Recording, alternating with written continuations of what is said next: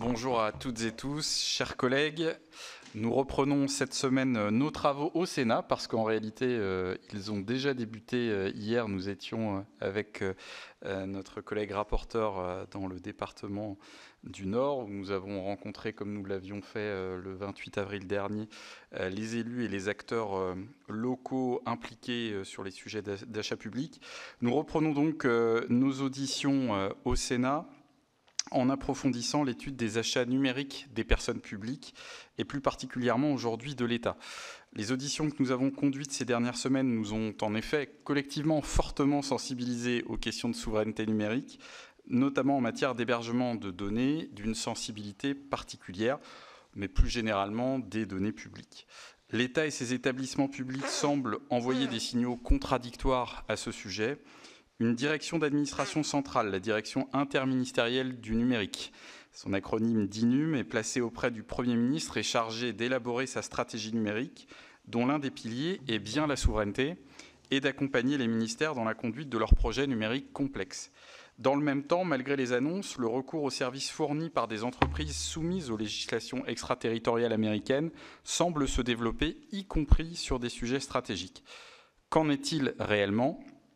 Notre commission d'enquête vise aussi à s'assurer que la commande publique de l'État, au vu de son poids économique, contribue bien à soutenir l'écosystème de l'innovation français et pas uniquement à perpétuer la domination sur ce secteur de quelques grands acteurs internationaux, ce qui fait dire à plusieurs spécialistes que nous pouvons parler d'oligopole. Et je sais que sur ce sujet, monsieur le rapporteur est particulièrement engagé, lui qui est à l'initiative de cette commission d'enquête. Pour nous présenter la politique du gouvernement en la matière, nous recevons donc Madame Stéphanie Cher, directrice interministérielle du numérique. Je vous informe que cette audition sera diffusée en direct sur le site du Sénat et fera l'objet d'un compte-rendu publié. Je rappelle également qu'un faux témoignage devant notre commission d'enquête est passible des peines prévues aux articles 434-13, 434-14 et 434-15 du Code pénal, soit 75 000 € d'amende et jusqu'à 5 ans d'emprisonnement, voire 7 ans en fonction des circonstances. Je vous invite donc à prêter serment de dire toute la vérité, rien que la vérité. Veuillez s'il vous plaît lever la main droite et dire « je le jure » en appuyant sur le bouton de votre micro. Je le jure. Je vous remercie. Est-ce que le collaborateur qui vous accompagne a vocation à intervenir ou pas? Alors je vais vous demander la même chose s'il vous plaît, monsieur. Je le jure. Merci. Nous vous laisserons dans un premier temps présenter brièvement le rôle et l'organisation de votre direction ainsi que les conditions de son intervention dans les grands projets numériques conduits par les ministères. Êtes-vous systématiquement consulté par ces derniers et avez-vous un droit de regard, voire de veto, sur les choix technologiques qu'ils réalisent? Vous pourrez également nous indiquer les relations que vous entretenez avec les start-up et autres entreprises innovantes françaises ou européennes et la politique de soutien que vous déployez à leur égard. Par ailleurs, le rôle et le poids de l'UGAP dans les achats numériques des personnes publiques est souvent mis en avant, et notamment celui de son marché multi-éditeur. Vous pourrez donc nous indiquer s'il vous semble faire une place suffisante aux éditeurs français et européens, ou si c'est un facteur contribuant à la prééminence des grandes entreprises américaines auprès des personnes publiques françaises.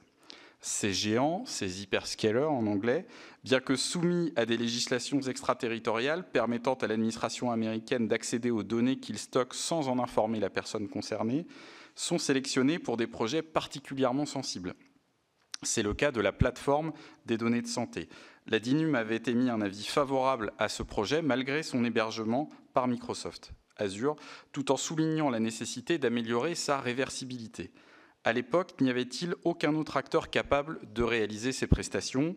Où en est-on aujourd'hui de la migration de cette plateforme vers un cloud souverain pour la mettre en conformité avec la loi SREN du 21 mai 2024? Enfin, la presse s'est récemment fait l'écho de plusieurs marchés importants conclus par l'État auprès d'un éditeur américain, parfois en contradiction apparente avec la doctrine ministérielle. 74 millions d'euros sur 4 ans au ministère de l'Éducation nationale, ou encore la migration des outils bureautiques et collaboratifs de l'école polytechnique. Que vous inspirent ces développements? La DINUM a-t-elle été associée ou consultée en amont?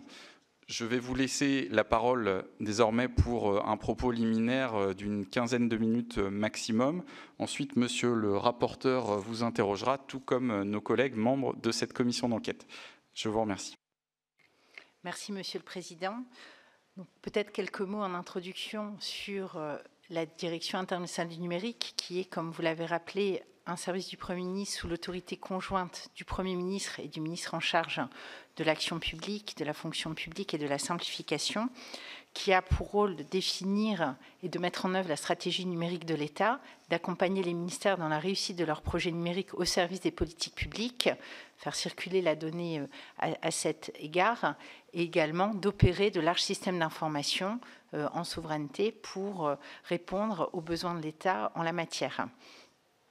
La DINUM a ainsi défini en 2023 une nouvelle stratégie numérique de l'État qui a été soumise à l'approbation interministérielle, qui place en effet la souveraineté comme une des priorités pour un État plus simple, plus efficace et plus souverain grâce au numérique. C'est ce qui est mis en chapeau de cette nouvelle stratégie.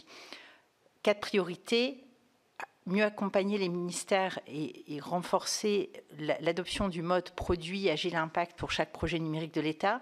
Deuxième priorité, renforcer les compétences numériques au sein de l'État. Troisième priorité, utiliser la donnée ainsi que l'intelligence artificielle, les algorithmes, l'exploitation de la donnée pour plus d'efficacité et de simplicité pour les citoyens. Et quatrième priorité, mener l'ensemble de ces actions dans le cadre d'un SI de l'État souverain. C'est sur ce point que je vais approfondir mon propos au vu des questions que vous m'avez posées. Donc, s'agissant de la souveraineté, elle a été définie en quelque sorte dans l'article 16 de la loi du 7 octobre 2016 pour une République numérique qui, donc, dès 2016, a insisté sur la nécessité de préservation par l'administration de la maîtrise, la pérennité et l'indépendance de tout ou partie des systèmes d'information. Donc, c'est vraiment cette notion qui nous guide aujourd'hui, qui nous guide depuis 2016, mais plus que jamais aujourd'hui, sur le fait d'avoir une maîtrise de ces systèmes d'information qui, pour l'État, en sont présents dans la réussite de toutes les politiques publiques et sont présents dans le quotidien de l'ensemble des agents publics et donc sont partie prenante de la continuité de l'État. Dans ces moments géopolitiques plus tendus, avec une augmentation également de la menace cyber, il va de soi que ces questions deviennent présentes encore avec plus d'acuité dans nos choix technologiques. Prenant en considération donc cette définition, la DINUM, dans le cadre de l'élaboration de stratégie, a aussi essayé de mieux définir ce qu'on entendait par souveraineté numérique au sein de l'État, puisque c'est un terme qui est souvent utilisé. Et on a pu définir, s'agissant du SI de l'État, donc les actifs du SI de l'État, 2 points primordiaux. Le premier, l'immunité au droit extra-européen, c'est-à-dire la non-dépendance à des législations extra-européennes vis-à-vis notamment des données sensibles et aussi du bon fonctionnement de ces systèmes d'information. Donc ça, c'est un des points essentiels. Et le deuxième point essentiel pour assurer cette maîtrise, c'est l'indépendance vis-à-vis des technologies et des fournisseurs, ce qui signifie avoir la capacité pour l'État de substituer tout composant de sa solution par une alternative disponible sur le marché, tout en maîtrisant aussi sa faculté de négociation en termes de tarifs. Donc c'est à la fois d'avoir ces alternatives technologiques pour assurer la souveraineté, mais aussi ne pas dépendre d'un seul fournisseur qui pourrait en jouer s'agissant ensuite des tarifs, et là avec une question plutôt de maîtrise des finances publiques quand il s'agit de numérique. On le voit aussi dans des questions récentes dans le numérique, la création de monopoles peut parfois augmenter les coûts des contrats ou des abonnements. Donc ça se traduit de façon très concrète au sein du SI de l'État par des choix assumés.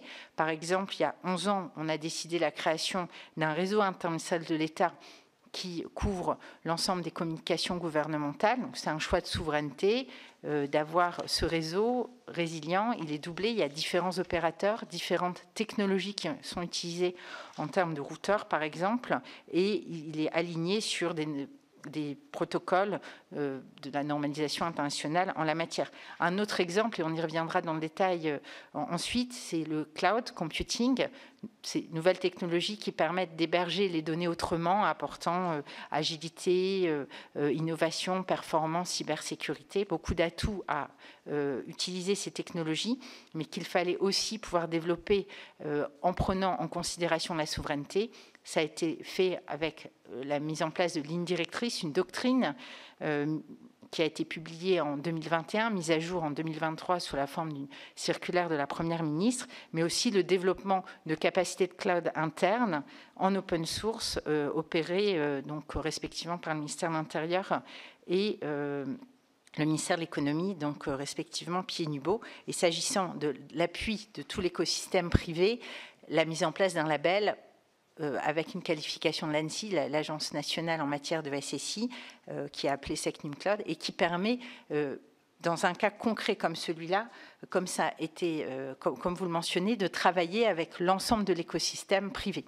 Donc, typiquement pour le cloud, on a pu définir des lignes directrices qui permettent à l'État à la fois d'utiliser ses propres capacités quand c'est nécessaire, mais aussi de développer un écosystème souverain qui peut aussi apporter ses services au secteur privé, mais qui monte en puissance dans le cadre de la commande publique.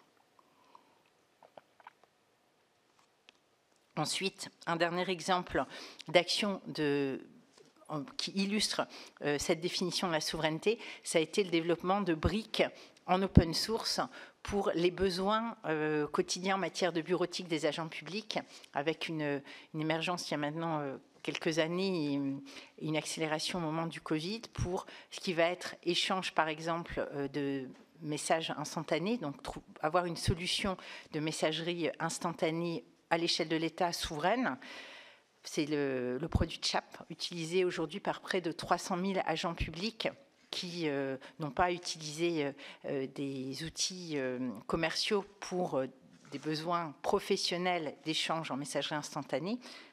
Donc, avec le parallélisme avec ce qui est fait sur la messagerie, où la plupart des messageries sont opérées par les ministères. Mais là, on a un outil interministériel qui facilite aussi le décloisonnement entre les ministères et avec les services déconcentrés, mais qui se complète aujourd'hui avec différentes briques en open source qui permettent d'avoir une maîtrise des outils de base des agents publics, comme la visioconférence, l'édition collaborative, le tableur, complété par de plus en plus des outils d'intelligence artificielle.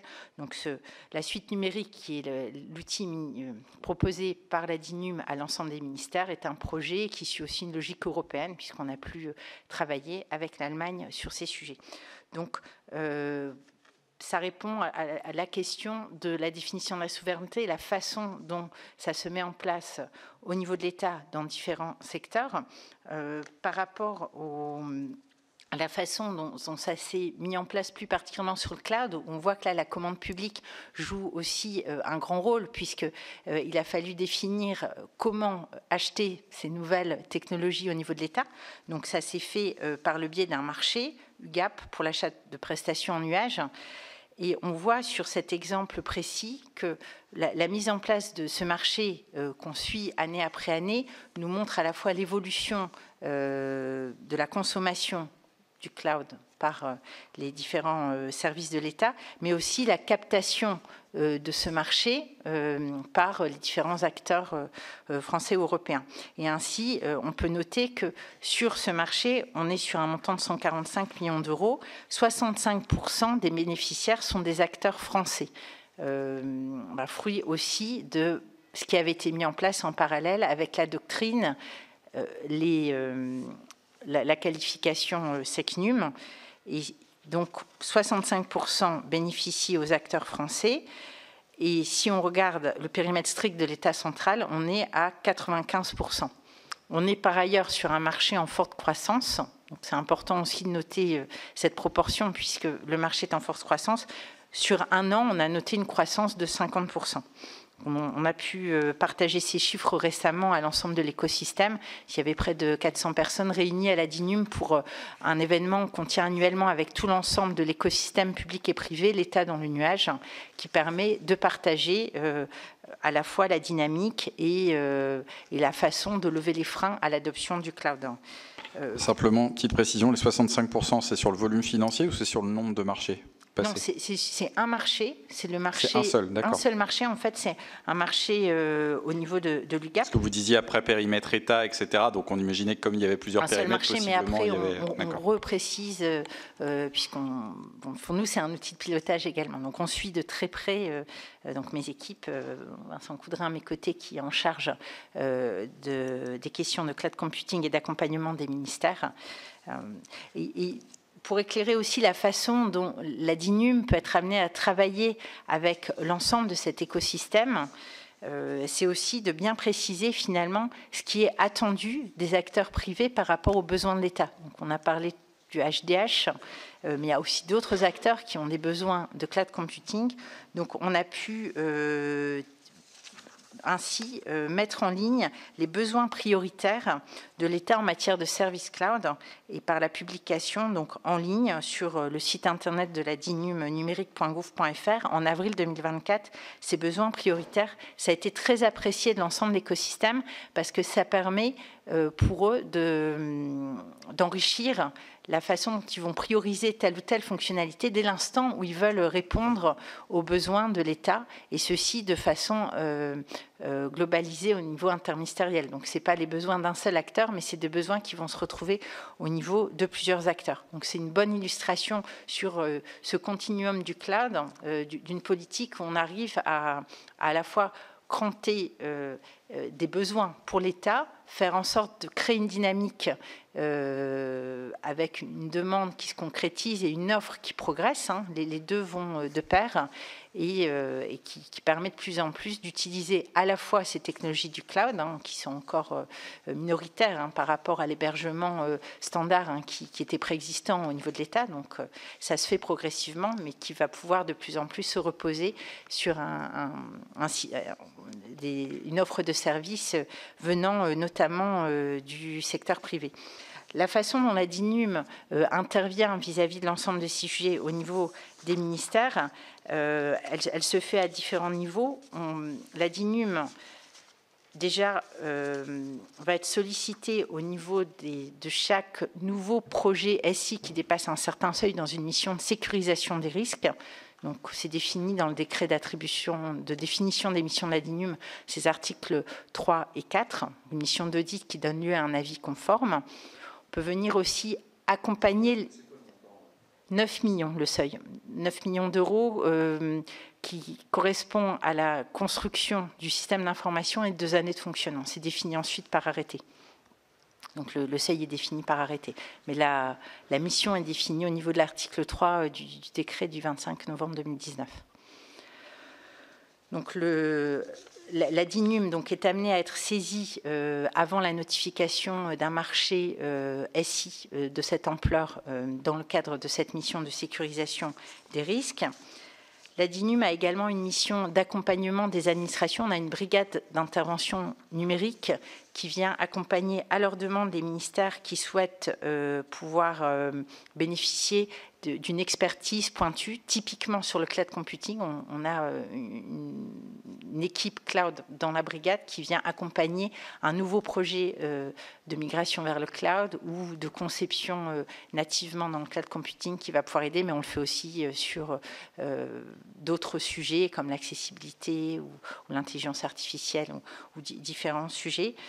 Et après, on va pouvoir proposer aussi des briques interministérielles pour pas aussi avoir à redévelopper un certain nombre de briques logicielles qui existeraient déjà.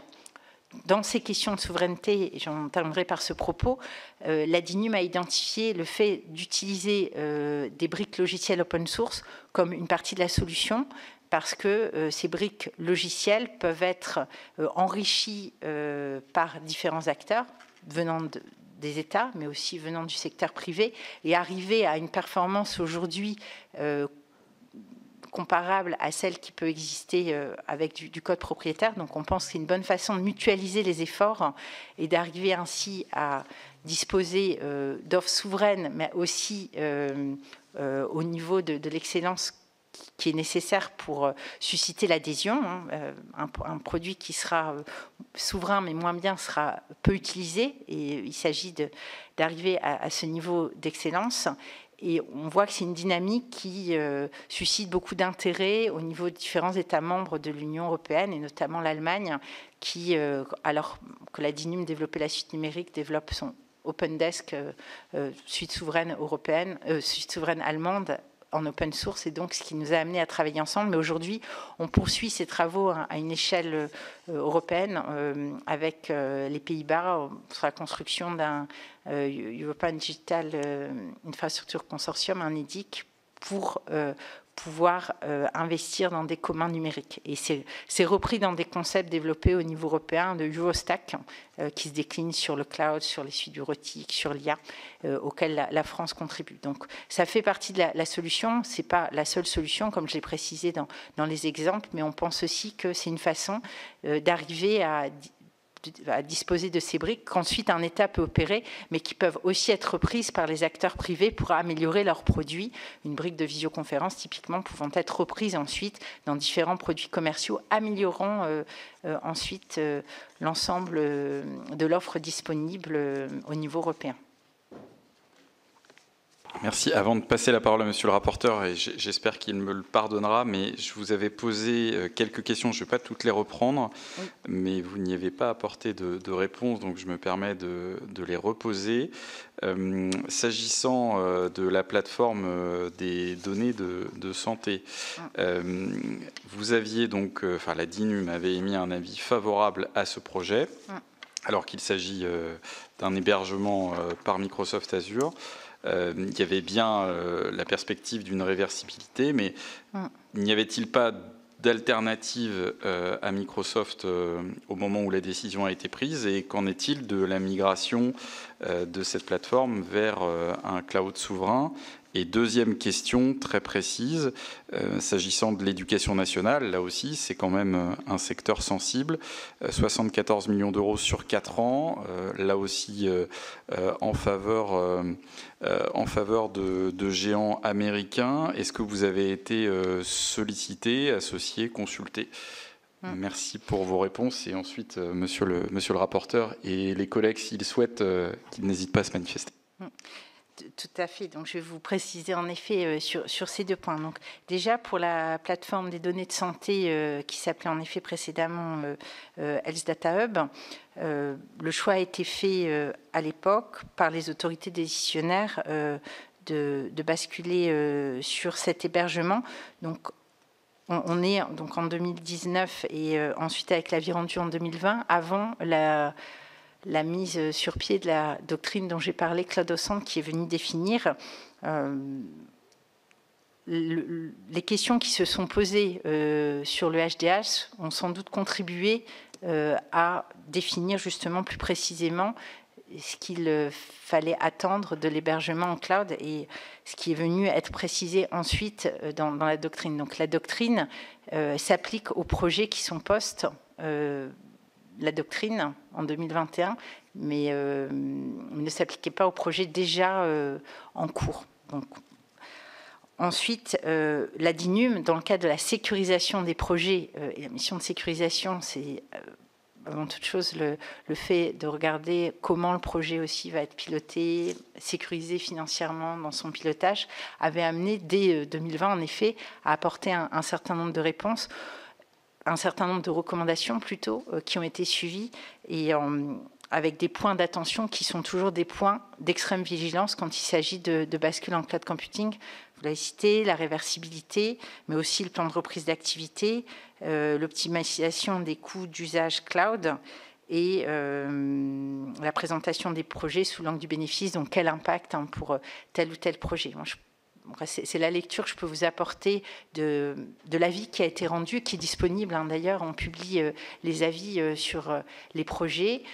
Ensuite, il y a des travaux qui ont été menés par la DINUM s'agissant de l'expression de besoin pour faire progresser l'offre SecNum pour qu'elle arrive à répondre à l'ensemble des enjeux d'un bénéficiaires comme le Health Data Hub, mais aussi d'autres enjeux qu'on peut avoir dans d'autres secteurs comme la justice, le monde social, l'intérieur.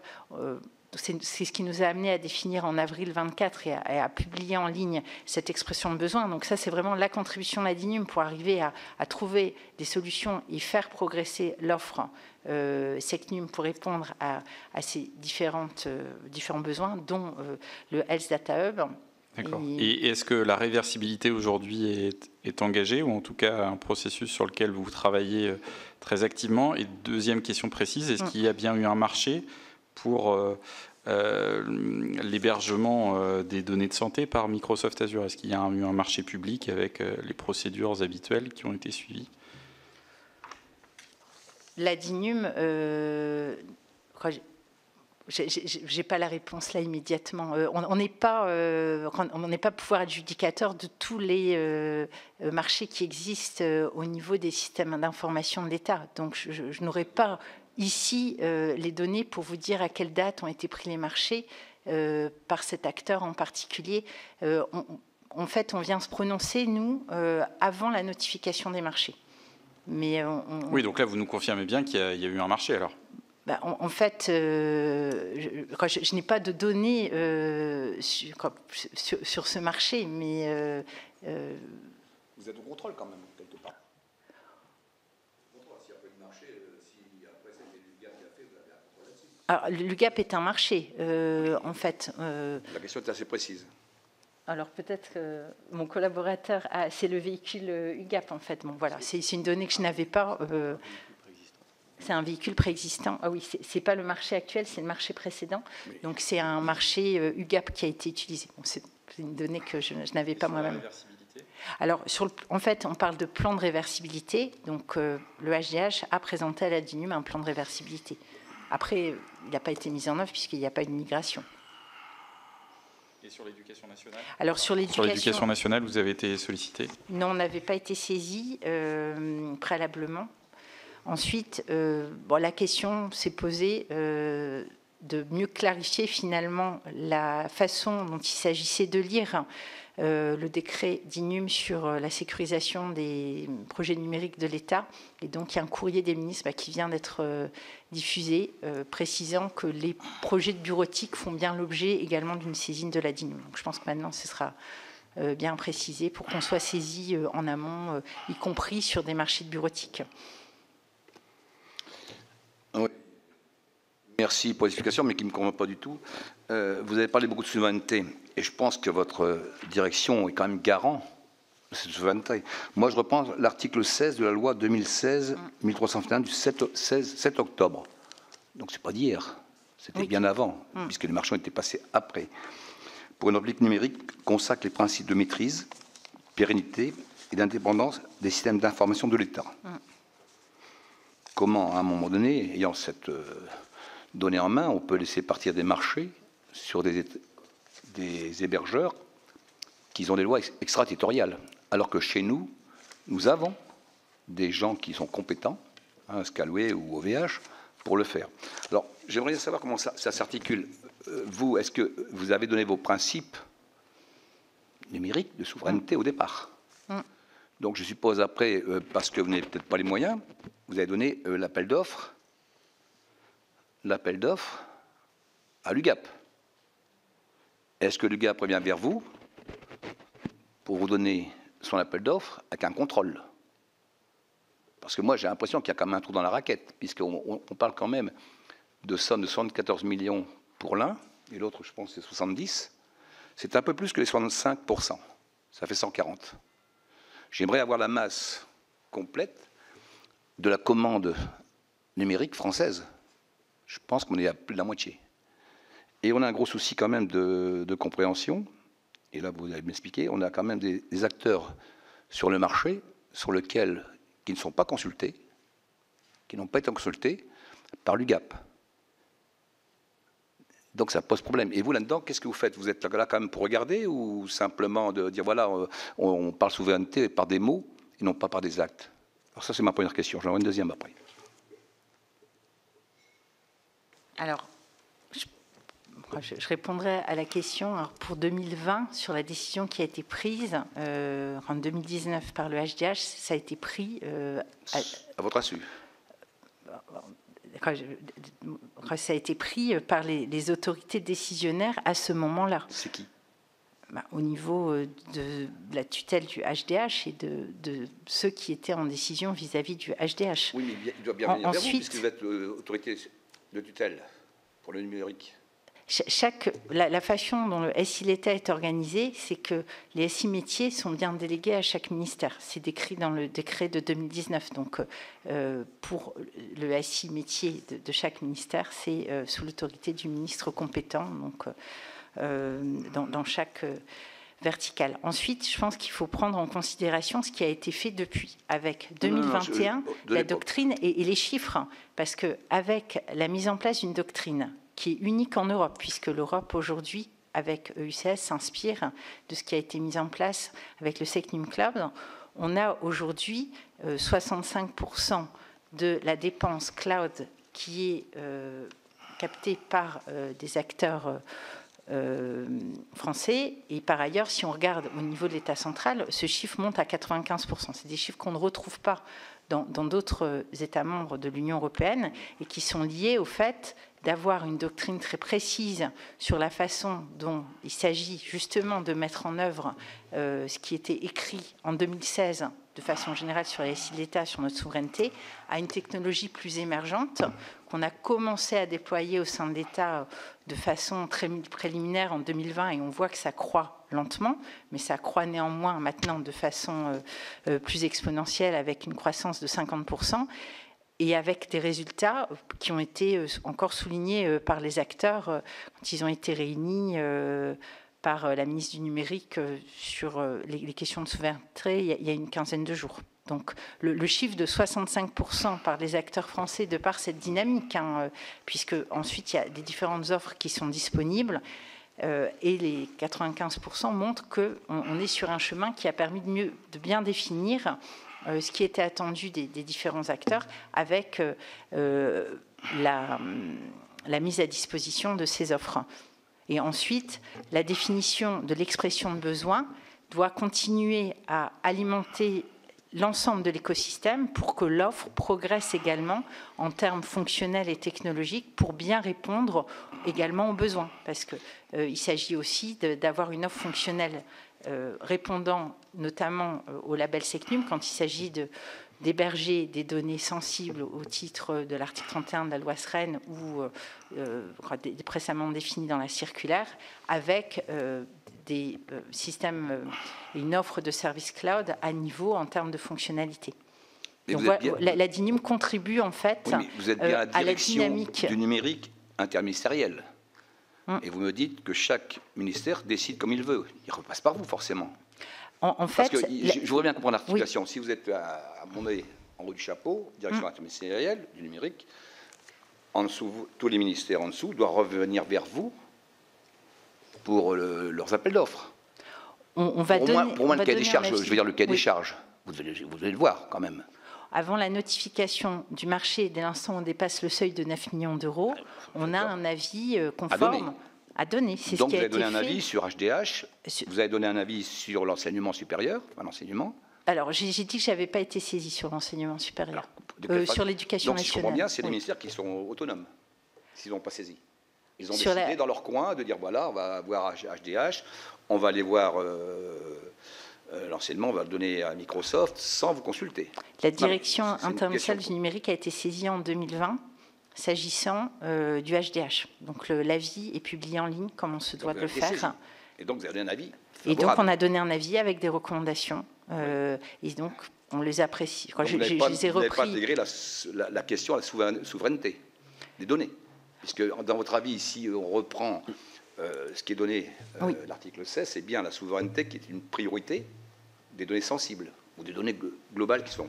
Donc on vous demande un avis et vous dites, oui, vous pouvez y aller, sans prendre cette partie-là, qui est quand même la partie la plus importante des données, de cette souveraineté, puisque c'est très bien que quand on confie ça à des choses extraterritoriales, on peut les pomper comme on veut, les données. C'est ce que font les Américains, donc, ou d'autres. Hein. Donc là, on se retrouve devant un phénomène quand même qui me surprend de dire, voilà, on me saisit, et on dit, voilà, on donne un avis, et c'est bon. Et là, après, je passe au deuxième point, c'est l'UGAP qui m'inquiète aussi. Donc vous avez donné un avis, vous pouvez y aller, pour 74 millions. Alors, comme je disais, la définition précise non, je veux pas de définition, je veux quelque chose d'assez... Oui ou non, c'est pas... La définition de ce qu'on entend par souveraineté dans le cadre du cloud, elle a été définie de façon précise dans le cadre de la doctrine Cloud au centre de 2021. Donc, c'est des travaux qui ont été menés en interministériel, validés par le Premier ministre et ayant donné lieu à une circulaire qui a ensuite été mise à jour en 2023. Donc, la DINUM, d'ailleurs, depuis cette date, applique dans le cadre de ses avis, article 3, le fait de vérifier l'application de cette doctrine. L'appréciation était moins normée avant cette date. C'est ce que je peux vous... Avant. Mais il y a des points qui ont été vérifiés par mes prédécesseurs. Je n'étais moi-même pas en poste, je tiens à le préciser aussi à la Commission. En 2016, donc, vous le disiez déjà dans l'article 16, que c'était un principe d'indépendance, de pérennité des systèmes d'information de l'État. Oui, et je pense que c'est la raison pour laquelle mes prédécesseurs ont insisté sur des questions importantes comme la reprise d'activité, la réversibilité. On voit qu'il y a un certain nombre d'éléments, même si c'était moins structuré que ça ne l'est depuis 2021, qui ont déjà été repris dans l'avis de 2020. Un exemple, pour les données d'HDH, M. Sadekro, qui était secrétaire au numérique, a fait ce qu'il a voulu. Il a pu le donner comme ça, sans un marché précis. Est-ce qu'il y a eu quelque chose de fait derrière? Pour le HDH, on l'a dit, c'est le vecteur UGAP qui a été utilisé. Donc il y avait bien un marché UGAP qui a été mobilisé. Et ce marché, il vous a été remis pour avis, pour supervision ou pas? Le projet HDH a été soumis à la DINUM. D'accord, donc vous voyez un peu ce qu'il y a dedans. Et avec donc l'avis qui a été rendu et que j'ai pu vous détailler dans les grandes lignes, l'avis est disponible et publié comme la DINUM publie tous ses avis. On a une obligation de publication de l'ensemble des avis. Donc, et donc très peu de temps après, on refait ça sur l'enseignement. Alors sur l'enseignement, sur l'éducation nationale et l'enseignement supérieur, donc là, on parle d'un marché ad hoc pour la bureautique, un renouvellement de marché.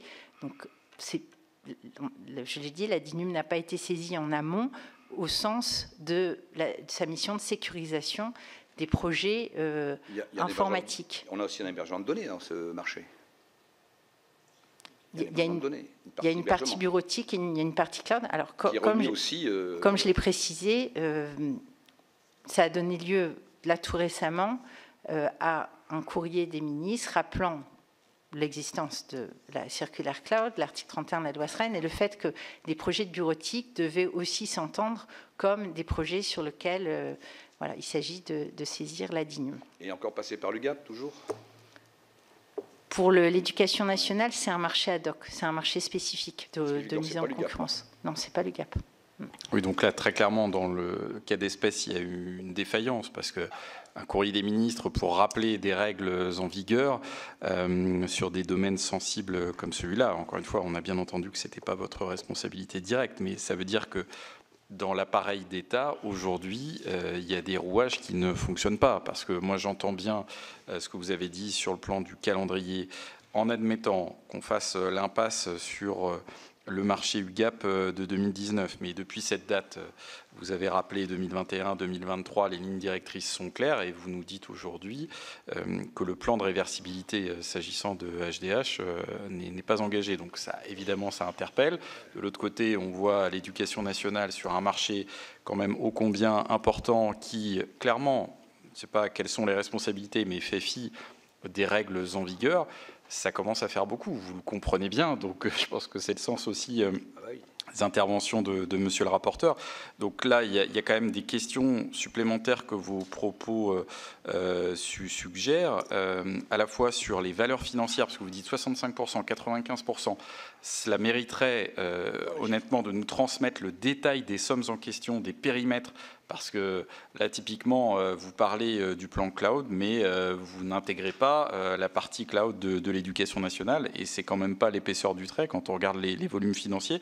Donc que l'on puisse disposer de ces informations consolidées, ça peut être évidemment après cette audition, mais pour qu'on puisse là aussi bien mesurer la part réelle des entreprises bénéficiaires sur la totalité des marchés liés au cloud d'État. Ensuite, sur cette Secnum Cloud, là aussi, on a eu dans le cadre des auditions des propos qui interpellent, c'est-à-dire que dans un certain nombre de cas, l'État fixe cette norme comme l'horizon à atteindre, et puis en réalité, dans le cadre de discussions, notamment avec des géants américains, finalement, ça n'est plus requis. Là, on voit qu'il y a une forme d'opacité et de différence de traitement de l'aveu d'un certain nombre d'acteurs français qui pose d'autant plus question. Et encore une fois, sur le plan de réversibilité, il me permet d'y revenir, mais si on parle des données de santé, c'est bien les données sensibles par excellence.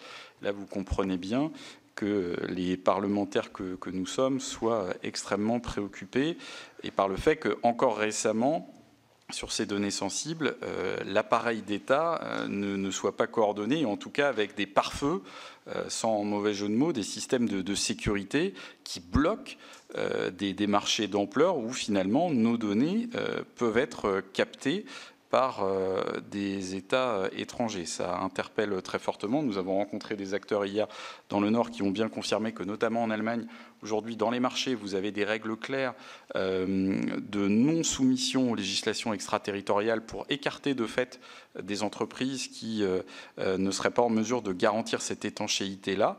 Donc là, nous voyons bien depuis plus de 2 mois que nous menons nos travaux qu'il s'agit d'un sujet absolument central. Et donc, là, je ne vous cache pas que vos propos suscitent un certain nombre d'interrogations, pour ne pas dire d'inquiétudes. Je vais laisser la parole aux collègues. J'avais Madame Daniel, oui, allez-y. Peut-être mes propos ont mal été compris s'agissant du plan de réversibilité. En fait, il a été présenté, mais j'ai dit qu'il n'a pas été mis en œuvre parce qu'il n'y a pas une migration.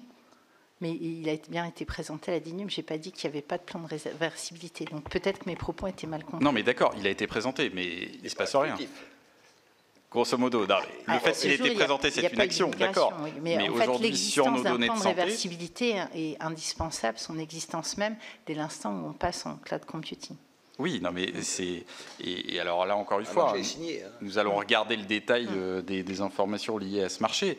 Mais vous vous rappelez bien 2019, on est quasiment 6 ans plus tard. Non, c'était juste pour préciser. Non, mais, j'entends bien, mais nous, ce qui nous préoccupe, c'est la réversibilité et la migration effective, en réalité. Et peut-être un autre point sur lequel je n'ai pas insisté, mais en fait, dans ce chiffre de 65%, en fait, sur la consommation cloud aujourd'hui de l'État, les 140 millions, on est sur 2 tiers donc vers les acteurs français et 1 tiers en Secnum, en fait. Donc le recours au Secnum est quand même privilégié dans un grand nombre de situations dès l'instant où on répond aux critères de la doctrine et aujourd'hui de la loi SREN, de son article 31, avec la définition de ce qu'est une donnée sensible.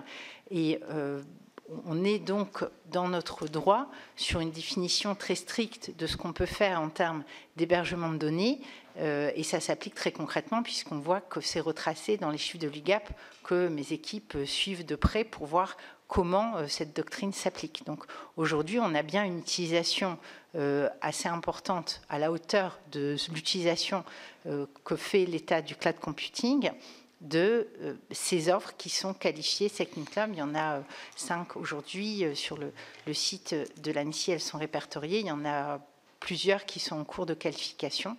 Et donc, on est quand même sur une utilisation assez importante de cette offre de service cloud qualifié Secnum qui, dans son cahier des charges, a bien un critère sur l'immunité au droit extraterritorial et par ailleurs des critères en matière de cybersécurité. Donc, on s'appuie sur l'ANSSI avec cette qualification pour bénéficier d'une offre sécurisée. Et aujourd'hui, c'est indispensable pour l'État pour bénéficier d'outils avec l'agilité du cloud, tout en ayant la sécurisation des données. Et comme on le disait aussi, au niveau de l'État central, 95% sur cette offre française, donc répondant à l'immunité au droit extraterritorial. Mais là, encore une fois sur les chiffres, il faut regarder les durées des marchés, etc. Donc là, on ne peut pas additionner a priori des choux et des carottes, mais Si on ajoute les 74 millions de l'éducation nationale, même si j'ai bien compris qu'il y avait une partie bureautique, mais admettons qu'on les ajoute, vous voyez, on passe les 200 millions et les 65% se transforment en moins de 50. Et on n'a parlé que d'un marché côté éducation nationale. Et là, on est bien sur l'État.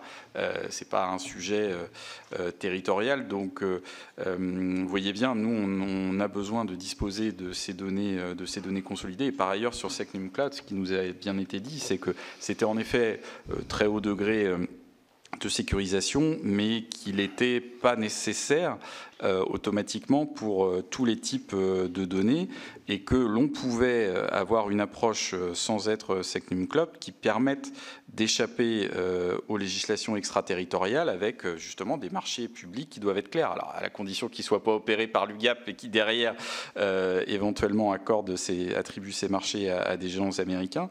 Mais justement, si ça s'était passé comme ça en 2019, même avec un marché UGAP, l'UGAP soit n'était pas capable de répondre au marché, soit trouvait des prestataires en mesure de nous garantir cette sécurisation des données. Parce que beaucoup d'opérateurs que nous avons rencontrés nous ont bien confirmé que cette norme Secnum Cloud avait évidemment sa pertinence, mais pas automatiquement, et qu'elle pouvait parfois être très contraignante, et que même s'agissant des géants américains, finalement, il y avait une souplesse de la part de l'État sans avoir le détail des dossiers en question. En tout cas, ça pose un certain nombre de sujets. Madame Daniel. Oui, merci. Moi, j'avais juste une petite question concernant votre éventuelle intervention ex post par rapport à ce que vous avez évoqué. On a bien compris que vous étiez beaucoup en amont. Que se passe-t-il et est-ce que vous êtes susceptible d'intervenir quand dans la mise en œuvre de processus numériques ou de logiciels développés, etc., ça ne marche pas? D'abord, est-ce qu'il y a des exemples, au-delà de ce qu'on connaît, pour parfois les lire dans la presse à juste ou à mauvais titre? Qu'est-ce qui ne marche pas? C'est toujours plus facile de dire ce qui marche que ce qui ne marche pas, on en est bien conscient. Mais est-ce qu'il y a des choses qui ne marchent pas, qui sont assez significatives de ce point de vue-là? Et surtout, est-ce qu'il y a des procédures pour rectifier le tir et pour éventuellement faire évoluer les choses quand un process est mal embarqué?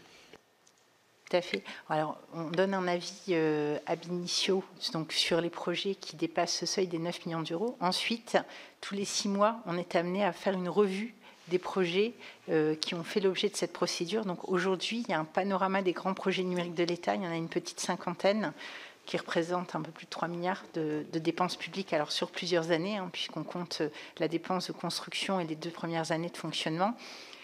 Et ça donne lieu donc à une note de la DINUM envoyée au Premier ministre et partagée avec l'ensemble des ministères, permettant d'identifier les écarts, les projets en risque. Ensuite, les projets en risque font l'objet de propositions de remédiation qui peuvent donner lieu typiquement à un audit approfondi. C'est l'article 4 du décret de novembre 2022 de la DINUM. Donc un audit plus en profondeur avec des propositions de repositionnement ou de reconfiguration du projet quand les résultats ne sont pas au niveau. Donc c'est une démarche en continu qui est menée avec les équipes ministérielles en charge, puisque ces projets sont menés sous l'égide de chaque ministère et ça sort de la vigilance lorsqu'on est arrivé à un projet plus mature, mais qui peut redonner lieu à audit si les investissements justifient un examen extérieur, donc celui de la DINUM. C'est comme ça que ça fonctionne aujourd'hui. Et est-ce que vous pouvez nous donner un ordre d'idée de combien de fois ont été déclenchés ce type de procédure et peut-être illustrer avec quelques exemples un peu significatifs dans ce domaine? Alors, pour les projets donc, sont passés en revue. Sur chaque revue de projet, quelques projets qui sont identifiés comme à risque. Si on prend un exemple, le SI pour les SAMU, par exemple, il a été lancé déjà il y a plusieurs années. Il y a des difficultés de mise en œuvre technique, donc différents choix sont opérés avec des réanalyses aussi en fonction des technologies disponibles. Parce que c'est vrai que le numérique, ça évolue rapidement. Donc parfois, il y a des technologies qui pourraient être utilisées aujourd'hui, qui n'avaient pas été identifiées au démarrage. Et typiquement sur ce projet-là, c'est ce qui est en train d'être regardé pour apporter une meilleure réponse avec déjà quelques SAMU qui disposent du SI, mais la nécessité aussi, pour un projet de cette ampleur, de passer à l'échelle. Voilà. Ensuite, les données du panorama sont aussi en open data, donc consultables en ligne. Monsieur le rapporteur, et je me tourne aussi vers les collègues, s'il y a des volontaires. On ne peut pas monopoliser à l'excès la parole. Un de nos axes de cette commission d'enquête, c'est la commande publique comme levier pour l'économie française. Et en matière de start-up, on s'aperçoit qu'on n'a pas fait beaucoup d'efforts. Moi, j'aimerais savoir comment vous pouvez intégrer, comment on pourrait faire pour intégrer de nouvelles technologies, des gens qui ont des process innovants par rapport à une commande de nos ministères. Parce que bien sûr, ce qu'il faut, c'est pouvoir avoir un certain temps de travail. Et surtout, dès qu'on a la réponse, d'avoir des marchés. C'est ce qu'ont fait les États-Unis à une époque, et on voit où ils en sont arrivés. Nous, on part de beaucoup plus loin, on part de zéro, mais est-ce que demain matin, avec la commande publique, on ne pourrait pas faire la même chose, peut-être à une échelle peut-être moins importante, mais peut-être au niveau de l'Europe aussi, avec nos voisins, de se retrouver devant des solutions françaises ou allemandes, innovantes, sur lesquelles on y mettrait un certain temps, puisqu'on peut donner 2 ans pour trouver le process par rapport à une demande spécifique, et à partir de là, d'avoir des marchés derrière. Mais que ce soit rattaché. Ce n'est pas dire, vous ferez quelque chose, et après on verra si on vous donne un marché. Quel est votre avis là-dessus? Alors, la question se pose avec beaucoup d'acuité, par exemple, sur l'intelligence artificielle. On a un écosystème assez dynamique en France autour de ces questions, et notamment de start-up. Donc, là, ce qu'on a lancé, qui a été très bien accueilli d'ailleurs par l'ensemble de cet écosystème, c'est d'avoir une bonne visibilité des solutions existantes. Parce que pour passer à l'acte d'achat, il faut savoir aussi que ça existe. Donc on a lancé un appel à manifestation d'intérêt, reprenant aussi les critères propres à l'État, qu'on a rappelés de souveraineté, de maîtrise, de pérennisation. Donc on a fait référence à la fois à la norme SECNUM, dès l'instant où les données qui peuvent être traitées sont sensibles, mais aussi à la loi pour une République numérique de 2016 et à son article 16. L'AMI est en cours, donc la deadline, la date limite, c'est le 15 mai. On va pouvoir dépouiller et mettre en visibilité l'ensemble de ces offres, les mettre en avant aussi à un moment assez clé sur le numérique qui est Vivatech, où le numérique de l'État est maintenant présent depuis 3 années consécutives. Et on envisage des formats de rencontres entre les acheteurs publics et ceux qui auront été identifiés à l'occasion de cette AMI. Parce qu'on pense que ça, surtout vis-à-vis de petits acteurs, ça passe par des formats également de rencontres pour pouvoir créer des liens et donc passer des marchés. Précédemment, la DINUM avait mis en place un système de labels avec la publication sur son site des différentes solutions, mais le catalogage n'avait pas eu l'impact espéré, ni du côté des entreprises qui n'y voyaient pas d'impact sur leur chiffre d'affaires, ni des acheteurs qui ne trouvaient pas forcément les solutions. Donc c'est la raison pour laquelle, avec l'IA qui nous oblige aussi à trouver les meilleures solutions pour bénéficier de ces technologies pour l'efficacité, l'efficience de l'action publique, on a choisi de passer sur d'autres formats, et on le fait en lien étroit avec la Direction générale des entreprises, donc au ministère de l'économie, des finances, mais aussi un acteur sur ce sujet-là de référence qui est la French Tech, avec qui on a de nombreux échanges pour pouvoir aussi les amener à participer à nos travaux, mais le faire dans les 2 sens. Donc, c'est la façon aujourd'hui dont on cherche à mieux travailler avec l'écosystème. Ensuite, on a des travaux en cours sur la commande publique. Donc là, ça se fait avec la direction des achats de l'État, mais aussi la direction des affaires juridiques du ministère de l'économie, voir comment, par les procédures que nous avons dans le Code des marchés publics, on peut mieux adresser ces marchés spécifiques. Donc, on utilise par exemple les marchés innovants qui sont bien adaptés pour travailler avec des startups. Aujourd'hui, le seuil est à 100 000. La DINUM avait sollicité le fait de regarder si on pouvait passer le seuil à 140 000, qui est le seuil prévu au niveau européen. Il y a d'ailleurs donc un amendement gouvernemental qui a été déposé dans le cadre du PJL simplification. Ça permet d'aller un peu plus loin, en tout cas dans des premiers projets. Et c'était demandé par la French Tech. L'écosystème demandait cette évolution. Ensuite, il y a un autre outil qui est intéressant, c'est le partenariat d'innovation, mais qui parfois difficile à manier. Donc là, on cherche avec la DAE et puis avec ceux qui l'ont déjà utilisé, de voir comment ça peut s'appliquer, notamment à l'IA, pour pouvoir travailler plutôt sur des limites et des choses qu'on ne va pas réussir à spécifier pas à pas dans un cahier des charges, mais qui est un peu le propre aussi des startups avec qui on pourrait être amené à travailler, de relever des défis de produits qu'on ne peut pas acheter sur étagère. Donc aujourd'hui, et le dernier point, c'est aussi le fait, dans les marchés publics, de faire en sorte, par l'allotissement et du marché adressable, de faire en sorte que ça couvre l'ensemble de la palette des entreprises qui pourraient répondre. On sait que si les marchés sont trop gros, ça freine les réponses pour des entreprises plus petites ou intermédiaires qui peuvent à un moment être limitées au vu du montant du marché. Donc ça, c'est une vigilance avec des structures de marché par marché subséquent ou par allotissement qui peuvent faire qu'on reste sur des lots atteignables pour des entreprises à taille de PME ou de TI, par exemple. Donc c'est un point qu'on a pu aussi partager avec la direction des achats de l'État, alors même qu'il y a une recherche parfois de mutualisation qui va plutôt vers des marchés plutôt interministériels qui peuvent être très gros. Mais tout ça est compatible.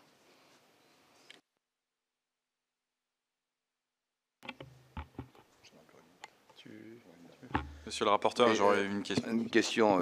Bon, la DAE est exemplaire puisqu'elle héberge chez OVH et chez Sopra, donc c'est des boîtes françaises. En rencontrant les acteurs innovants et du numérique, ce qu'ils nous disent, on n'a pas besoin d'aide, pas besoin de cacahuètes. Ils disent simplement, nous, ce qu'on a besoin, c'est qu'on nous fixe un projet, qu'on nous donne le temps de le faire et qu'on donne après les marchés. C'est ça qui est important, sinon on ne fera jamais rien. Sur une entreprise, French Tech, c'est pas en donnant un marché de 140 000, c'est de la profondeur qu'ils veulent. C'est pas de l'aide, hein, c'est pas de l'aide à court terme, c'est pas jeter quelques graines comme ça, c'est simplement avoir une vraie vision, dire voilà, sur tel secteur, on a telle demande, il faut aboutir à telle solution, on laisse le temps de travailler, c'est pas 6 mois, c'est 2 ans, 1 an à 2 ans, ils sont capables de dire voilà, on est capable de le faire, on s'engage, simplement ce qu'ils veulent après, c'est des marchés récurrents. Et c'est comme ça qu'on grossit.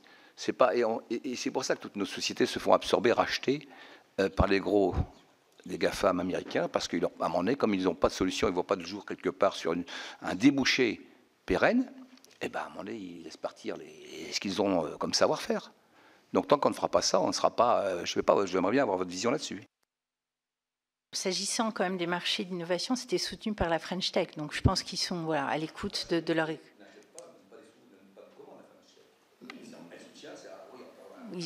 Subvention, c'est pas ça qu'ils demandent. C'est vraiment avoir un marché. Hein. C'est un marché. Quand je parlais de marché d'innovation, c'est pas une subvention, c'est un marché pour acheter des prestations de vente. C'est ce qu'on a fait, par exemple, sur les premiers cas d'usage en matière d'IA pour tester différents sujets. Et donc, le secteur souhaitait lui-même à l'évolution de ce seuil, mais après, c'est une solution parmi d'autres.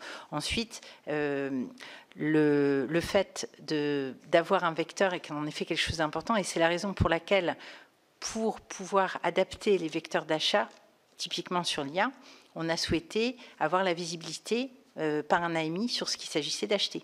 On voit que dans le numérique, aujourd'hui, l'achat, il peut se faire de différentes formes. Parfois, on achète du service parce qu'on a de plus en plus de software as a service. On peut acheter des licences, on peut acheter des prestations de développement et ensuite un service. Donc, l'AMI va nous permettre de voir aussi quel est le modèle économique des différentes entreprises qui proposent aujourd'hui des solutions en matière d'IA et d'identifier si, en fonction de la façon dont elles vendent le service, c'est facilement achetable avec les vecteurs existants. Et dans ces vecteurs, il y a différentes solutions. Soit il y a les marchés ad hoc qui sont passés par tel ou tel ministère, les marchés interministériels, et la DINUM, ça fait partie de son offre de service, quand le besoin s'y prête, de passer à un marché interministériel. On le fait par exemple sur le développement. Il y a des startups aujourd'hui de développement, ou des PME françaises qui bénéficient donc de ces marchés-là et qui mettent à disposition leurs services à l'ensemble de l'interministériel parce qu'elles l'ont fait qu'une fois au niveau d'un marché interministériel de la DINUM. Et ensuite, il y a le référencement sur les centrales d'achat qui est un point très important qui peut parfois être complexe et qui peut être accompagné pour faire en sorte que telle ou telle solution soit bien référencée dans les centrales d'achat, permettant ensuite l'achat par ces marchés mis en place par les centrales d'achat. Et ça, c'est sur le numérique, c'est quand même un vecteur qui est utilisé à assez grande échelle aujourd'hui. Donc là, on va faire l'exercice de façon très pratique avec les solutions justement en matière d'intelligence artificielle, où on souhaite en effet que la commande publique puisse dynamiser finalement le secteur et en même temps s'enrichir des solutions qui existent proposées par les entreprises au niveau des besoins de l'administration. Alors déjà, il y a aussi le fait de rapprocher les administrations des solutions existantes. La DINUM, il y a maintenant un peu plus de 18 mois, au moment où l'IA générative est arrivée au premier plan, avait créé un incubateur qui existe toujours, qui est actif, qui s'appelle Alliance, qui est une communauté en fait d'intérêt entre les administrations, mais dans lequel on invite également les entreprises qui le souhaitent à présenter des solutions, également le secteur académique, puisqu'on est quand même encore sur des technologies très évolutives et il s'agit de comprendre là où il peut y avoir des progressions encore sur ces sujets-là. Donc Alliance permet aujourd'hui à des acteurs qui existent en matière d'IA déjà de présenter, mais on pense qu'avec l'AMI, on va faire un pas en avant de meilleure compréhension. Et donc derrière, c'est là qu'on a de l'impact d'adaptation des vecteurs d'achat, ce qu'on fera à l'été. Merci Madame Cher. Simplement quelques remarques. Monsieur le rapporteur en a parlé. Nous avons rencontré là des entrepreneurs parce qu'on parle beaucoup du cloud, de l'intelligence artificielle, mais il y a aussi les suites applicatives. On en connaît bien une dont on ne donnera pas le nom, mais très clairement, ces entrepreneurs nous ont dit qu'ils étaient en mesure de proposer une alternative sérieuse, fiable, en 2 ans. En 2 ans, à la condition que les pouvoirs publics, alors ça irait peut-être même encore un peu plus vite à l'échelle européenne, mais que les pouvoirs publics jouent le jeu.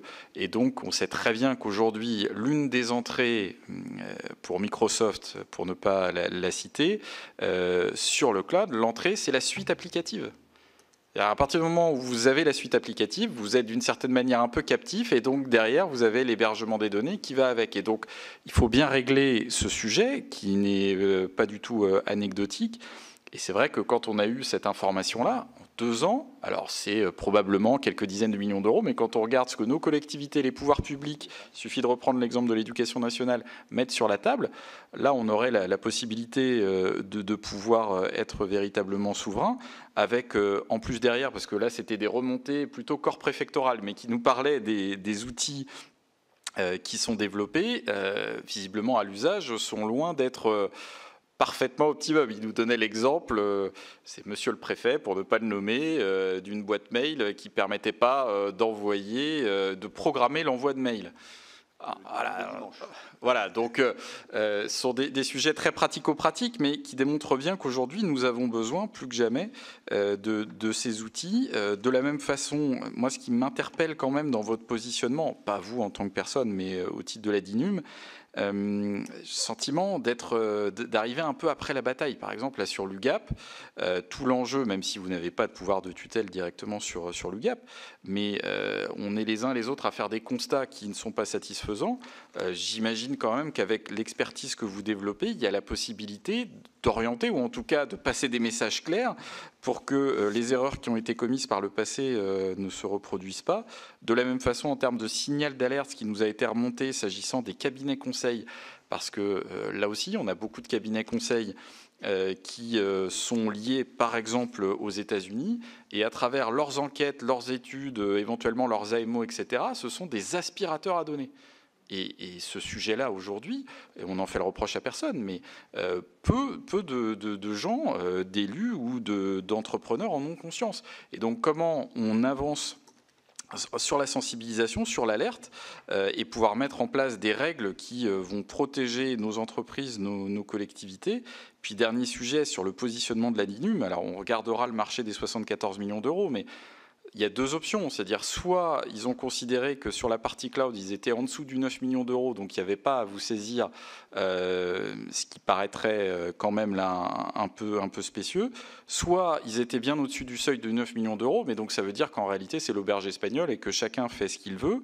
Et donc là, dans le pilotage État, ça interpelle, parce que ce matin, nous étions avec la direction des achats de l'État, où ils nous expliquaient bien qu'au-delà d'un certain seuil, vous avez les responsables ministériels des achats qui doivent valider le projet d'achat. S'il n'y a pas la trace écrite de l'accord, l'achat ne peut pas être présenté sur place. Donc c'est tout à fait bloquant.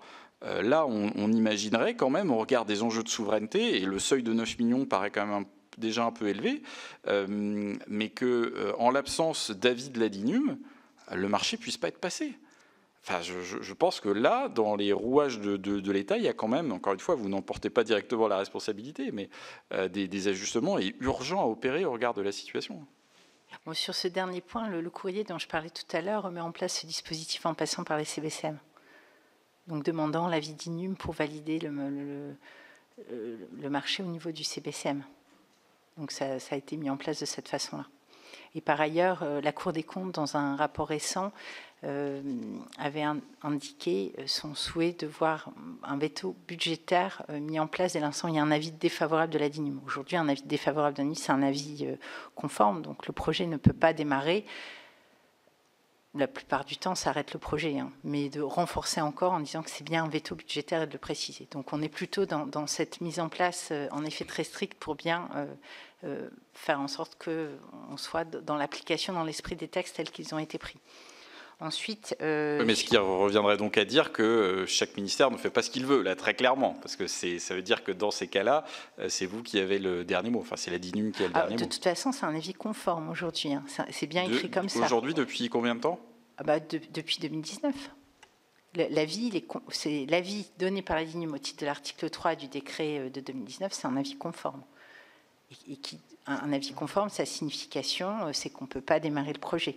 Donc la Cour des comptes a indiqué que ce serait encore mieux de dire qu'il y a un veto budgétaire, de le dire encore plus clairement. Mais un avis conforme... Oui, mais donc alors ça pose encore plus problème là pour le coup, parce que moi j'entends bien, on ne va pas refaire le débat, il a déjà eu lieu, mais les enjeux qui pouvaient exister, quand vous rappeliez les textes de 2021-2023, en 2019 ils existaient déjà, ça veut dire que... Enfin, et dans le degré de sensibilisation et de ligne d'étanchéité du côté de l'État, il y a un sujet. Et encore une fois, on va regarder dans le détail le marché côté éducation nationale, mais honnêtement, même si c'était en deçà du seuil de 9 millions d'euros, enfin, il y a un moment donné, vous voyez bien l'image, en plus collectivement, que cela renvoie à nos concitoyens, aux entreprises. Enfin, on n'est pas compris et on n'est même pas crédible en réalité. Donc, parce qu'on va aller dans l'hémicycle parler de la souveraineté, et puis vous avez l'article de presse qui dit Microsoft Éducation nationale. Et après, nous, on est là, on constate les choses. On a même pu voter des articles ou des textes de loi. Et c'est l'ensemble du collectif institutionnel qui se trouve fragilisé sur ce sujet ô combien central. Donc, là, il y a forcément eu, à un moment ou à un autre, sur le HDH, sur l'éducation nationale, il y a eu des ratés, enfin, très, très clairement. Enfin, j'ai du mal à imaginer autre chose.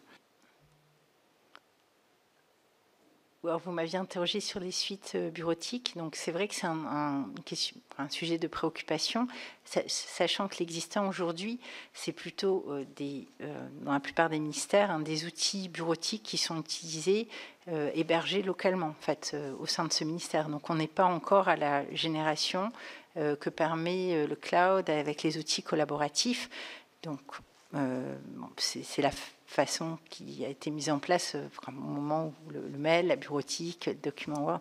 On est encore plutôt sur cette génération qui pose quand même des questions parce que on a besoin aussi de ces technologies en cloud qui apportent la collaboration, le travail désiloté entre ministères également, qui n'est pas possible quand chacun héberge ses propres données. Donc toute l'importance d'avoir à la fois la performance des outils bureautiques tels qu'on peut les offrir en cloud computing, tout en ayant une très haute vigilance en France, puisqu'on a interdit l'utilisation d'Office 365 au niveau de l'État central. Au niveau européen, il y a quelques pays qui utilisent, c'est utilisé par la Commission européenne, mais en France, on a décidé de ne pas utiliser ces technologies. Donc, pour l'instant, on est plutôt encore à utiliser les technologies anciennes, mais avec cette volonté d'avoir des outils qui permettent la collaboration. Donc, il y a d'ailleurs proposé par la DINUM et sans doute accéléré dans le cadre du Covid, où, avec le télétravail et son émergence, il y a encore plus de besoin d'avoir ces outils. L'émergence déjà d'une messagerie instantanée souveraine qui est CHAP, comme je le disais, c'est utilisé par 300 000 agents, près de 300 000 agents, de façon récurrente. Donc on est quand même là sur une masse installée assez importante. Il y a une satisfaction des utilisateurs, puisqu'on voit aussi que ça a doublé quasiment en un peu plus d'un an. Donc on arrive à un niveau où c'est très présent dans les services. Ça a été utilisé, et il y a un témoignage de l'ANSSI qui en témoigne pendant les JO, par exemple, pour piloter différents acteurs. Et là, c'est un outil justement qui... un équivalent d'outils commerciaux, mais avec une maîtrise complète de la donnée, puisqu'on est sur un hébergement cloud du ministère de l'Intérieur, un protocole maîtrisé, c'est le protocole Matrix. On contribue à la communauté, d'autres États l'utilisent, l'Allemagne utilise aussi ce protocole, et c'est un bon exemple de ce qu'on a réussi à faire et à faire progresser aujourd'hui pour répondre à ces questions. Après, plus largement, sur les suites bureautiques, comme j'ai indiqué dans mon propos liminaire, avec l'Allemagne, on cherche à identifier des briques logicielles en open source auxquelles on peut contribuer à plusieurs pays et ensuite réutilisables par l'ensemble de l'écosystème, y compris privé. On a différents échanges avec des acteurs français qui fournissent du cloud computing, par exemple, et qui sont intéressés par distribuer aussi des outils de suite collaborative ou des éditeurs qui proposent déjà des outils pour faire en sorte qu'on arrive à contribuer à des commandes numériques réutilisables, et en ayant par cet investissement commun sur ces briques logicielles des outils derrière qui sont justement au niveau, donc avec les fonctionnalités qui sont requises à l'état de l'art.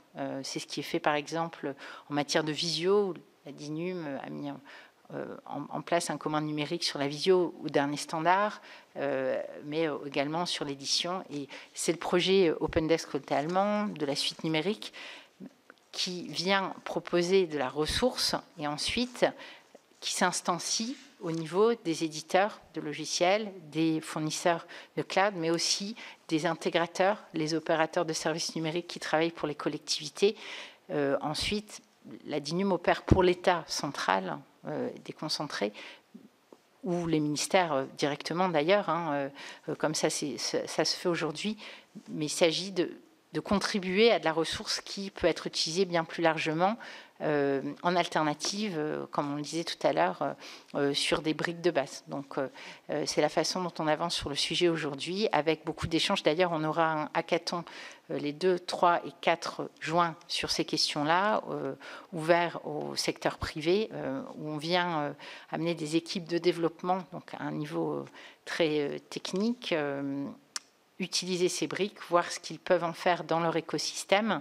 Et on attend d'ordre de 300 personnes avec donc ces acteurs privés, quelques homologues européens, parce qu'on s'enrichit aussi des pratiques dans les autres États membres, mais aussi des étudiants qui peuvent avoir intérêt à toucher du doigt ce qu'on fait au niveau de l'État et peut-être aussi nous inspirer avec d'autres solutions pour accélérer ce mouvement autour des besoins, et notamment alors, sur les suites bureautiques, mais très vite on touche aussi à l'utilisation d'intelligence artificielle, parce que finalement l'IA, on va l'utiliser dans des applicatifs métiers. Donc là, c'est très lié aux applicatifs métiers, mais il y a toute une partie qui est un peu plus généraliste, et donc là, très liée aussi à la façon dont on bénéficie au sein de l'État d'outils d'IA dans la bureautique. Alors l'AMI va aussi nous inspirer, bien évidemment, et il y a d'autres échanges qui ont lieu avec l'ensemble d'écosystèmes. Donc c'est en construction pas à pas dans ce cadre-là pour aussi avoir des solutions à l'état de l'art qui répondent à notre doctrine SecNum, et